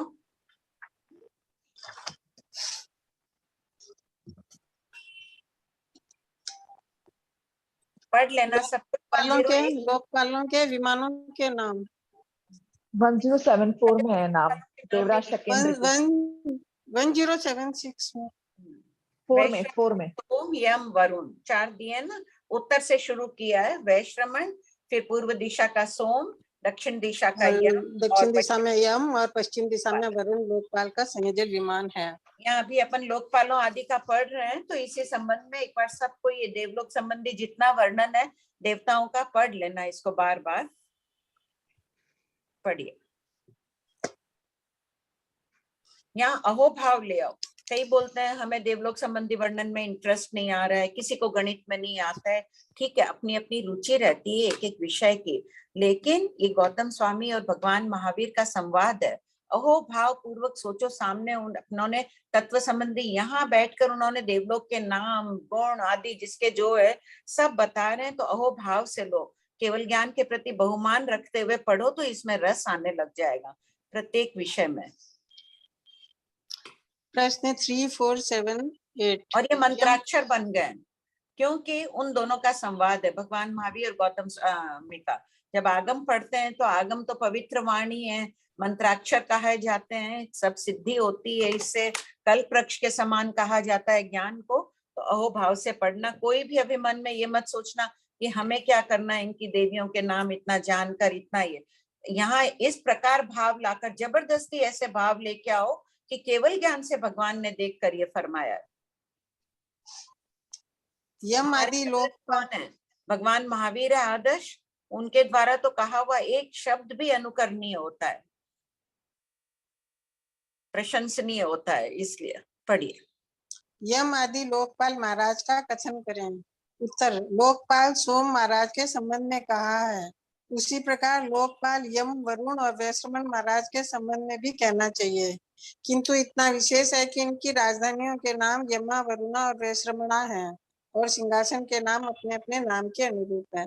प्रश्न 3, 4, 7, 9 विरोचन राज बलिंद्र की कितनी ये सब ध्यान दे दिए ना। वैमानिक देवों में भी ऐसे ही है। शक्रेंद्र महाराज का क्या सिंहासन का नाम है? शक्र। ईशान, सबके ऐसे ही नाम चले। यहाँ भी इनके सोम लोकपाल है तो उनके सिंहासन का नाम भी सोम है। यम है तो यम सिंहासन का नाम। विरोचन राज बलिंद्र की 5 अग्रमहिषियां हैं। वे इस प्रकार है, शुंभा, निशुंभा, रंभा, निरंभा और मदना। शेष समग्र वर्णन देवराज चमरेंद्र के समान जानना चाहिए, किंतु इनके 60,000 सामयिक देव हैं। प्रश्न 3, 4, 8, 0 बलिंद्र के लोकपाल सोम महाराज की कितनी अग्रमहिषियां हैं? उत्तर, बलिंद्र के लोकपाल सोम महाराज की 4 अग्रमहिषियां हैं, यथा मेनका, सुभद्रा, विजया और अशनि। शेष समग्र वर्णन चमरेंद्र के लोकपाल सोम महाराज की तरह जानना चाहिए। प्रश्न 3, 4, 8, 1 नागकुमार राज धर्मेंद्र की कितनी अग्रमहिषियां हैं? उत्तर, नागकुमार राज धर्मेंद्र की 6 अग्रमहिषियां हैं, यथा अला, मक्वा, सतारा, सौदामिनी, इंद्रा और घन विद्युत। प्रश्न 3, अपन क्या कहते हैं? धर्मेंद्र पद्मावती कहते हैं ना। नागकुमार जाति के इंद्र है धर्मेंद्र, जो अभी बहुत प्रसिद्ध है। धर्मेंद्र भगवान के वो सांप वाली कथा। लेकिन देखो, ये जो 6 नाम दिए हैं इसमें कहीं भी नहीं है पद्मावती नाम। कोई उनका अपर नाम रहा होगा, उस पुराने नाम से कोई प्रसिद्ध हो गए हैं। जो इस भाव में जो नाम रहा होगा उसी भाव नाम से हो सकता है उस नाम से प्रसिद्ध हो गए होंगे। नाग का तो नाम था नहीं पद्मावती, नाग का जीव बना कथाओं में ऐसे कह रहे हैं, लेकिन पद्मावती किसी का भी नाम नहीं है इनमें से। प्रश्न 3। हाँ बोलिए मीनाक्षी जी। प्रणाम आंटी। एक क्वेश्चन, एक थोड़ा सा क्वेश्चन था, जैसे ये अग्र महिषी 8000 जो विकुर्णा करती है देवियां, अग्र महिषी देवियां, तो उनमें 8000 में सब जीव क्या मतलब उन्हीं के उसी का आत्म प्रदेश होते हैं क्या? हाँ हाँ, वो फिर मतलब क्रिया भी सारी उसी अग्र महिषी को ही लगेगी, सारी उसी का बना हुआ उसी को लगेगी। अब उनकी इच्छा है, वो संबद्ध बना रहे हैं, असंबद्ध बना रहे हैं, बना के आत्म प्रदेश निकाल भी सकते हैं, तो वो भी रह सकती है, और संबद्ध बनाए उन्हीं को, बनाने वाले को ही लगेगी। ठीक है, धन्यवाद। प्रश्न 34882। नाग कुमार राज धर्मेंद्र की अग्र महिषियां कितनी देवियों की विकुर्णा कर सकती हैं? उत्तर, प्रत्येक देवी 6,000 देवियों के परिवार की विकुर्णा कर सकती हैं। इस प्रकार सब मिलाकर 36,000 देवियों का यह त्रुटिक देवी वर्ग कहा गया है। सुधर्मा सभा में भोग भोगने में समर्थ नहीं है, यावत समग्र वर्णन पूर्ववत जानना चाहिए। प्रश्न 3483। दक्षिण दिशावर्ती नाग कुमार राज धर्मेंद्र के लोकपाल कालवाल महाराज की कितने अग्र महिषियां हैं? उत्तर, 1। दक्षिण दिशावर्ती नाग कुमार राज धर्मेंद्र के लोकपाल कालवाल महाराज की 4 अग्र महिषियां हैं, यथा अशोका, विमला, सुप्रभा और सुदर्शना। 2। शेष समग्र वर्णन चमरेंद्र के लोकपाल सोम महाराज वत जानना चाहिए। 3। चमरेंद्र और धर्मेंद्र को छोड़कर दक्षिण दिशावर्ती शेष 8 इंद्रों का कथन धर्मेंद्र के समान तथा लोकपालों का कथन धर्मेंद्र के लोकपालों के समान जानना चाहिए। प्रश्न 3484। बनते भूतानंद उत्तर दिशावर्ती नाग कुमार राज की कितनी अग्र महिषियां हैं?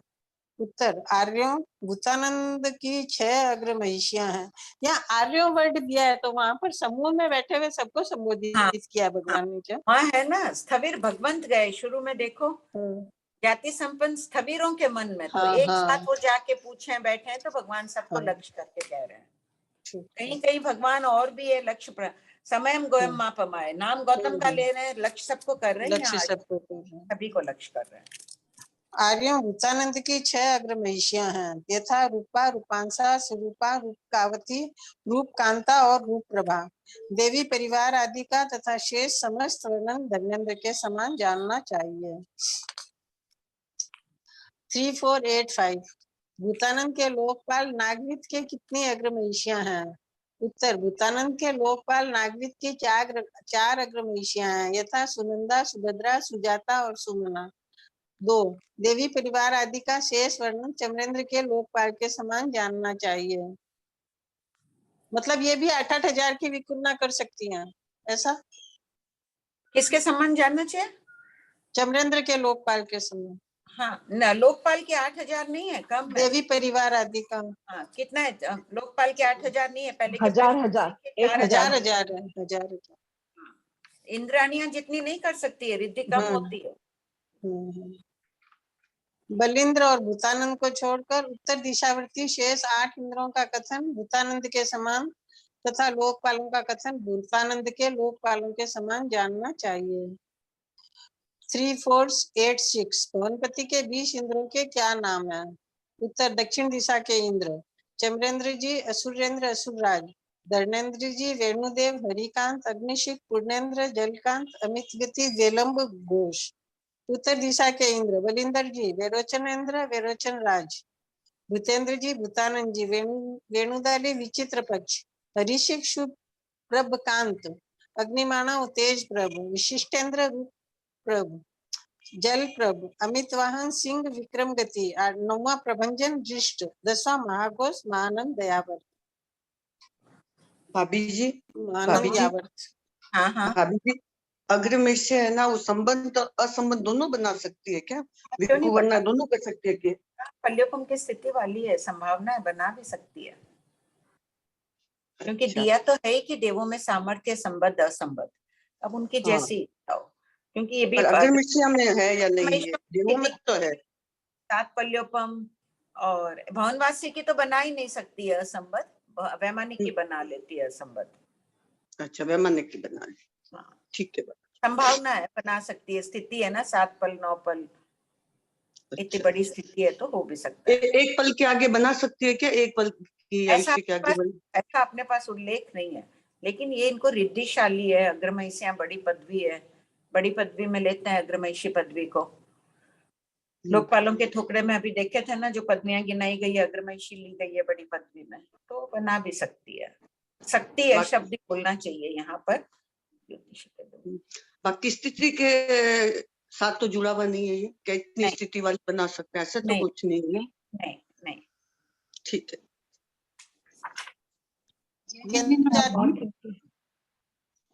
डाउट्स है? हाँ, जय जिनेन्द्र बाबू जी। हाँ बोलिए। हाँ, यहाँ पे जो 8,000 जो ये बना रहे हैं, तो इनका मतलब परिवार का मतलब इनकी कैपेसिटी समझना है ना, कि मतलब ये अपने शक्ति में इतने मतलब 8,000 रूप बना सकते हैं, यही इनका परिवार है क्या? या जैसे अपने यहाँ मनुष्य गति में परिवार में मतलब सब इंडिविजुअल आदमी होते हैं? नहीं, ऐसे नहीं। एक्चुअल में तो संभावना ये है कि ये लोग अपना रिद्धि प्रदर्शन के लिए कि इनमें इतनी शक्ति है, उनके साथ लेके बैठते हैं। और परिचालना आदि के समय भी कई ग्रंथकार कह रहे हैं कि इतनी विकुर्वणा करके इंद्र भोग भोगता है। हाँ, तो मतलब इनका परिवार मतलब ये समझे कि इनमें कितनी कैपेसिटी है, ये समझे। हाँ, वही है ना, इनका सामर्थ्य बताया ना कि 8,000 परिवार की विकुर्वणा करके बैठती है वहां पर सुधर्मा सभा में। सुधर्मा सभाएं इतनी विशाल है, 45,45,555 स्तंभ है वहां पर बड़े बड़े। तो सोचो कितनी विशाल सभा है, वहां पर बहुत परिषद के साथ बैठते हैं, तो रिद्धि प्रदर्शन है। अच्छा, ठीक है, ठीक है। आंटी, ये जो दक्षिण दिशा में जो 10 इंद्र बताया, उत्तर दिशा में जो 10 इंद्र बताया, हम तो नॉर्मली चर्मेंद्र बलेंद्र जी को ही मतलब प्रेफरेंस देते हैं ना, तो बाकी 9 क्या उनका भी वही अधिकार है कि इंद्र का चर्मेंद्र जी का है जो वही है क्या सारे? नहीं, उनसे कम हो जाएगा ना उनका, मुख्य तो यही है। हाँ, कम। तो प्राइम मिनिस्टर चीफ मिनिस्टर की तरह समझो। अच्छा, जैसे नाम जैसे 3/4 वाले 5 6 तो उनका धीरे धीरे कम होता जा रहा है क्या रिद्धि वगैरह?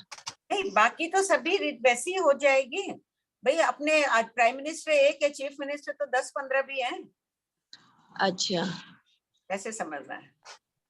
अच्छा, और ये सब पृथ्वी में ही रहते हैं ना, जैसे वो उसकी वहां पे आंतरे में वहीं रहते हैं ना ये सब? हाँ, अपने भवनावासों में ही रहते हैं। हाँ, तो ये 10 के 10 मतलब 20 के 20 वहीं रहेंगे वो दक्षिण उत्तर दिशा में। हाँ। तो इनका एरिया फिक्स होता है क्या? वो इतना राष्ट्र पर अधिकार करते हैं इतने डिस्टेंस एरिया पर? उनके अधीनस्थ हुए, जैसे एकदम महाराज यही बोलते हैं, मुख्य तो वही हुए चमरेंद्र जी, बलेंद्र जी, असुर कुमार मुख्य, ये भी अपने अपने स्थान के इनको भी नियुक्त कर दिया गया है। अच्छा, ठीक है आंटी। हाँ आंटी जी प्रणाम। क्योंकि स्थिति में कितना अंतर आ गया ना, देवलोकों में तो स्थिति के अनुसार रिद्धि चलती है। ये सागरोपम की स्थिति वाले हैं चमरेंद्र जी और बलेंद्र जी। हाँ, और ये पल्योपम की स्थिति वाले हैं वंदना जी। हाँ, बहुत ठीक है। बड़ा अंतर है, चीफ मिनिस्टर प्राइम मिनिस्टर में बहुत फर्क है। और आंटी, वो आपने गौशाला का क्या बताया था? वो क्या वो पहले बताया था ना जो मैंने पूछा था गानगे अनगा का, वो गौशाला का क्या बोला था आपने? गौशालक के लिए जरूर कई आचार्यों की मान्यता है कि 15वां शतक गौशालक का पढ़ते हैं, तो तब सहित पढ़ना चाहिए कि कदाचित गौशालक का जीव कुपित हो जाए देवलोक में, उनका उपयोग चला जाए कि मेरी निंदा कर रहे हैं वहां पर वो मुख्य व्यक्ति, तो वो कुछ कष्ट दे सकता है। तो उनकी निंदा कैसे होती है? हम तो भंगी तो पढ़ रहे हैं, तो वो निंदा कैसे हुई? नहीं, गौशालक के भंग नहीं, गौशालक की निंदा हो रही है ना, उसने तिरस्कार किया भगवान महावीर का। अच्छा, तो ये है कि वो किया भगवान के विरुद्ध आदि, ऐसे देखो तो निंदा ही हुई ना। आत्मदृष्टि संपन्न व्यक्ति तो ये सोचेगा ठीक है मैंने किया, वो यथार्थ ही कह रहे हैं, लेकिन अभी तो वो आत्मदृष्टि संपन्न नहीं है ना। ठीक है आंटी, ठीक। जय जिनेन्द्र। हाँ आंटी जी प्रणाम। हाँ बोलो अंजलि। हाँ आंटी जी क्वेश्चन 3473 में जैसे बोला है कि जिन भगवान की अस्थिया को वो देव कल्याण रूप मंगल रूप नहीं, वो अस्थियां कल्याण रूप मंगल रूप देव रूप चैत्य रूप परूपासनीय है, तो वो है या वो मानते हैं? हाँ है, वो अस्थियां है, वो ऐसे ही कह रहे हैं कि वो कल्याण रूप है। तो वो कल्याण रूप किस तरह से आंटी जी, कैसे समझना? देवता है कहीं आते हैं, अब जैसे सूर्याप देव का वर्णन आता है राजप्रश्न में, जब वो भगवान के दर्शन करने आता है तो अपने सिद्धायतनों में जाता है आदि, जो भी वहां जाके मंगल कामना करके आ रहा है, जा तो वही रहा है। हम भी गुरुदेव के दर्शन करने जा रहे हैं, घर से निकल रहे हैं, मंगलिक लेके निकल रहे हैं। तो उसी प्रकार ये लोग भी इसको कल्याण रूप मान रहे हैं, पूजनीय मान रहे हैं, वहां पे परिचारणा आदि नहीं करते हैं। जैसे मंदिरों में व्यक्ति चाहे कोई भी जाएंगे, परिचय उनकी मर्यादा होती है ना, उसके यहाँ उनकी मर्यादाएं बता रहे हैं देवों की। ठीक है जी। यहाँ जैसे बड़ा राज दरबार जैसे ये हो गया, अब राज दरबारों की भी सुरक्षा है, तो वो लोग भी अपने पुराने जमाने में राज दरबारों में भी अपने जो कुल के देवी देवता आदि का रखते हैं, कोई कुछ रखता है, वैसे समझना। मतलब उनका आचार इस तरह से है, इस तरह से। हाँ, बता रहे हैं कि वहाँ बैठते हैं, रिद्धि प्रदर्शन करते हैं। ठीक है। देव देवियों में शादी ब्याह आदि का तो उल्लेख है नहीं, अपन तो शादी ब्याह में जाते हैं तो अपना रिद्धि प्रदर्शन कर देते हैं कि शादी हमने ऐसी की वैसी की, उस शादी में जा रहे हैं, ऐसे सज धज के जा रहे हैं, अपनी चीजें पहन के जा रहे हैं, बता रहे हैं। वहाँ शादी ब्याह के प्रसंग नहीं है, वो सुधर्मा सभा में बैठते हैं तब सभी देवों को अपनी रिद्धि बता देते हैं। ठीक है, प्रणाम। और यहाँ भी जब कल्याणकों के अवसर पर इनके भी होता है, जैसे नंदीश्वर द्वीप आदि में लोग जाते हैं ना, पिकनिक आदि जैसे वर्णन किया हुआ है ना पहले भाग में, देव मेले देव गोष्ठियां आदि होती है, वहां जाते हैं। अपन भी जैसे घूमने फिरने जाते हैं इधर उधर, वैसे देवता भी जाते हैं, वो भी तो अपने रत्नमय महलों में खाली थोड़ी बैठे रहते हैं, प्रदर्शन भी करते हैं। इतनी वस्तुएं, इतना भौतिक सुख संपत्ति आदि सब होते हैं, तो प्रदर्शन इच्छा सजने संवरने के। पढ़ो। व्यंतर जातीय देवेंद्रों का देवी परिवार, शतक 10 उद्देशक 5। प्रश्न 3487। व्यंतर जातीय देवों के 8 प्रकार हैं, उनके इंद्रों के क्या नाम हैं? उत्तर, उन देवों के प्रत्येक समूह के 2-2 इंद्र हैं, यथा पिशाच के 2 इंद्र काल और महाकाल, यक्ष के 2 इंद्र पूर्णभद्र और मणिभद्र, भूत के 2 इंद्र स्वरूप और प्रतिरूप, राक्षस के 2 इंद्र भीम और महाभीम, किन्नर के 2 इंद्र किन्नर और किमपुरुष के 2 इंद्र सत्पुरुष और महापुरुष, मोहरक के 2 इंद्र अतिकाय और महाकाय, गंधर्व के 2 इंद्र गीतरति और गीतयश। प्रश्न 3488। श्रीमद प्रज्ञापना सूत्र के दूसरे स्थान पद में 64 इंद्रों की गणना में बाण व्यंत्र के 32 इंद्र कहे गए हैं, फिर यहाँ बाण व्यंत्र के 16 इंद्रों के ही नाम क्यों दिए गए हैं? यहाँ मतलब इस भगवती सूत्र के पास, इस भगवती सूत्र में। उत्तर, श्रीमद भगवती सूत्र में बाण व्यंत्र की 8 मूल जातियों के 16 इंद्रों का ही वर्णन किया गया है। अब अनपर्णिक आदि के 16 इंद्र उनकी अपेक्षा अल्परिधिक हैं, अतः संभावना है कि इनका उल्लेख यहाँ नहीं किया गया है। तत्व केवली गम्य। प्रश्न 3489। अनपर्णिक आदि व्यंतर देवों के 16 इंद्रों के नाम क्या हैं? 1. अनपर्णिक सन्निहित और सामान्य, पर्णपर्णिक धाता और विधाता, ऋषिवादित ऋषि और ऋषिपाल, भूतवादित ईश्वर और महेश्वर, कंदित सुवत्स और विशाल, महाकंदित हास्य और हास्यरथी, कुष्मांड श्वेत और महाश्वेत, पतंग देव पतंग और पतंगपति। इनका वर्णन भी पिशाचेंद्र की तरह जानना चाहिए। प्रश्न 3490। बनते पिशाचेंद्र पिशाचराज काल की कितनी अग्रमहिषियां हैं? उत्तर, आर्यों कुल कालेंद्र की 4 अग्रमहिषियां हैं, यथा कमला, कमलप्रभा, उत्पला और सुदर्शना। प्रश्न 3491। पिशाचराज काल के त्रुटिक का वर्णन कीजिए।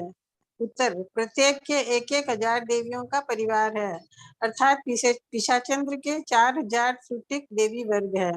शेष समग्र वर्णन चमरेंद्र के लोकपालों के समान जानना चाहिए। प्रश्न 3492 पिशाच राज काल के राजधानी और सिंहासन का नाम क्या है? उत्तर कालेंद्र के काला नाम की राजधानी है और काल नामक सिंहासन है। यक्ष यावत गंधर्व इंद्रों की राजधानी और सिंहासन का नाम अपने अपने नाम के अनुरूप होता है। अग्र महिषियों के नाम आगम में देखें। चंद्र सूर्य इंद्र आदि का देवी परिवार। प्रश्न 3493 चंद्र सूर्य ग्रह के कितनी अग्र महिषियां हैं? उत्तर प्रत्येक के 4-4 अग्र महिषियां हैं। इनका समस्त वर्णन श्रीमद जीवा जीवाभिगम सूत्र की तीसरी प्रतिपत्ति के द्वितीय उद्देशक में कहे अनुसार जानना चाहिए। प्रश्न 3494 क्या चंद्र सूर्य इंद्र सुधर्मा सभा में भोग भोगने में समर्थ हैं? उत्तर यह सुधर्मा सभा में सिंहासन पर बैठकर अपने देवी परिवार के साथ भोग भोगने में समर्थ नहीं है। प्रश्न 3495 क्या चंद्र सूर्य इंद्र के समान ग्रहों के देवों की भी राजधानियां हैं? उत्तर 88 महाग्रहों के देवों की राजधानियों का एवं नक्षत्र व तारा का उल्लेख नहीं है। अभी उपलब्ध, यहाँ लिखना चाहिए था उपलब्ध नहीं है, लिख लीजिए सब कोई। तारा का उल्लेख उपलब्ध नहीं है। पूर्वों का ज्ञान रहा तब तो सब कुछ हो गई सर्वज्ञ उनके ज्ञान में। प्रश्न 3496 ग्रहों के विमानों और सिंहासन के नाम क्या हैं? उत्तर विमान के नाम और सिंहासन के नाम ग्रह विमानवासी देवों के नाम के अनुरूप हैं। जैसे अंगार मंगल नामक महाग्रह के विमान का नाम अंगारा अवतंसक श्रेष्ठ आभूषण रूप विमान और सिंहासन का नाम अंगारक है। देवराज शक्रेंद्र। आंटी डाउट पूछ लो, 3:25 हो चुके हैं। एक डाउट है बोल। आंटी, है ना, जैसे वो लवण समुद्र की पूरी डगमाला है ना, वो चारों तरफ घेरी हुई है, जम्बू द्वीप इसके अंदर है। और ज्ञाता धर्म कथांक पढ़े थे ना, तो उसमें ऐसा भी था कि जम्बू द्वीप से बहुत सारे जने व्यापार करने के लिए लवण समुद्र में जाते थे। तो उस डगमाला के अंदर से कैसे निकलते हैं आंटी? पहली बात तो है कि डगमाला कितनी दूर है? 95,000 योजन दूर है जम्बू द्वीप की जगती से। हाँ। और दूसरी बात है, इसमें भी दो मत चल रहे हैं। आगम में तो विपाक सूत्र आदि में बहुत जगह शास्त्रों में मिलता है कि अमुक व्यापारी प्रस्थान किया, व्यापार करने के लिए लवण समुद्र में प्रस्थान किया। इसका ये कि यहाँ जो पानी है लवण समुद्र की खाड़ी है, तो यहाँ के समुद्र में व्यापार करने जा रहे हैं, वो खाड़ी भी ले लो। और मरासा का ये भी फरमाना है कि जो छिद्र है जगती में, जो छिद्र है जहाँ से मत्स्य आदि आते हैं, उन छिद्रों से भी व्यापारी जा सकते हैं समुद्रों में। आंटी वो तो जगती यहाँ हो गई, लवण समुद्र की जगती आ गई ना, वो तो जम्बू द्वीप की जगती है। जम्बू द्वीप से ये जो दगमाला, इसको क्रॉस करके लवण समुद्र में जा रहे हैं ना? नहीं तो वो तो उधर से धात्की खंड वाले, ऐसा कहीं वर्णन नहीं है कि ज्ञाता धर्म कथांग आदि में कि डगमाला को क्रॉस करके जा रहे हैं। डगमाला को क्रॉस करके जाने का तो समवायांग सूत्र में खाली जो शलीलावती विजय से जंगाचरण विद्याचरण मुनि जाते हैं, वो 17,000 योजन ऊंची उड़ान भरते हैं, ये वर्णन है। डगमाला को कैसे क्रॉस 10,000 योजन? अच्छा, तो वो धात्की खंड से लवण समुद्र में जाते हैं क्या? आंटी ऐसे दो भाइयों की कथा पड़ी थी, दो भाइयों की कथा पड़ी थी, किसी द्वीप के गए, वो चुड़ैल का था, फिर वो एक भाई का, ऐसा कुछ कथा उसमें पड़ी थी। जिन रक्षित और जिन रक्षित का वर्णन आता है। हाँ, वो व्यापार करने के लिए नहीं गए आंटी। रैना देवी के वो चंगुल में वो फंस गए थे आधे आधे। 33 बोल में भी आ रही है ना ये कहानी। हाँ, 33 बोल के थोपड़े में भी दी गई है ना। वो धात्की खंड से गए थे क्या? नहीं नहीं, धात्की खंड से जाने की बात नहीं बोल रही हूँ मैं, तो कह रही हूँ कि 95,000 दूर तो जा ही नहीं सकते ना वो व्यापार करने। 2 लाख योजन का जम्बू द्वीप है, डगमाला आती है यहाँ से जम्बू द्वीप से 95,000 योजन जाने पर 10,000 योजन चौड़ी डगमाला, फिर उधर से भी 95,000 योजन है 2 लाख की चौड़ाई में। तो इतनी दूर जाने की आवश्यकता ही नहीं है उनको। और डगमाला क्रॉस करके वो धाके बीच बीच में कोई द्वीप हो सकता है, रत्न द्वीप आदि जो नाम मिल रहा है कि रत्नों की खोज के लिए रत्न द्वीप में लवण समुद्र में प्रस्थान किया। आगम में कहीं कोई ग्रंथों में भी इस संबंध में उल्लेख नहीं है। 2 धारणाएं जरूर है। उपाध्याय प्रवर्ग आजकल यही फरमाते हैं कि कोई छिद्रों से चले जाते हैं, गंगा सिंधु नदियां जा रही है, उधर से सीतोदा महानदियां लवण समुद्र में जा रही है, तो उनके साथ में नदियों के प्रवाह के साथ में जहाज में चले जाते हैं। आंटी कृष्ण वासुदेव गए थे ना? वो अलग बात हो गई, श्लाका पुरुष थे, देव सहायता से गए थे। वो तो धात्की खंड गए थे, पूरा क्रॉस करके गए। वो आश्चर्य में आ रहा है ना। हाँ, सामान्य घटना नहीं है अन्नपूर्णा वो। हाँ आंटी। और आंटी एक डाउट और था कि कोई जैसे अब अभी नवग्रह तक जा रहे हैं, द्रव्य साधु एक गौतम स्वामी जैसी करनी करते हैं, तो आंटी इतना सा भी दोष नहीं लगाते हैं, तो क्या उनके मन में वास्तव में अनुकंपा भाव आता है, सच्चा अनुकंपा भाव आती है? तब तो वो भवी हो जाएंगे ना, अनुकंपा भाव आएगा तो। अनुकंपा, व्यवहार अनुकंपा तो सब वो पालन कर ही रहे हैं, लेकिन उनके मन में मोक्ष जाने की अभिलाषा नहीं होती है, संवेग भाव नहीं आता है। एक यही सोचो, सब मुझे कुछ कर रहे हैं। हम संवेद, निर्वेद, अनुकंपा, आस्था, हम ये व्यवहार संकेत के 5 लक्षण बताते हैं ना आंटी। तो कोई जैसे मिथ्या दृष्टि जीव है, कोई भी मुसलमान है या कुछ भी, उसके मन में भी दया आती है, भले उसको संवेद नहीं है, पर दया भाव तो आ सकता है ना, अनुकंपा भाव। हाँ, दया भाव आ ही सकता है। तो अनुकंपा, दया भाव आना कोई भवी के लिए आवश्यक नहीं है ना आंटी, अभवी के मन में भी आ सकता है ना। हाँ, अनुकंपा तो आ ही सकती है उनके हृदय में भी। लेशा 3 सब बताइए ना उनमें। हाँ, शुभ बताइए, इसीलिए तो डाउट आया। शुक्ल लेशा भी बताइए। शुक्ल लेशा वाले में कितने निर्मल परिणाम होते हैं। सब लेशा शुभ है, सब कुछ आ सकता है, संवेग भाव नहीं है। एक लास्ट मैं कल पूछूंगी आंटी। हाँ ठीक है, कोई और है क्या? किसी और के डाउट है तो पूछ सकते हैं। टाइम हो गया 3:30। हाँ, टाइम हो भी गई। ठीक। जय जिनेंद्र, पढ़ने में कुछ हुआ है तो मेरा तो इच्छा में बहुत अच्छा, आपकी साधना की हो तो इच्छा में।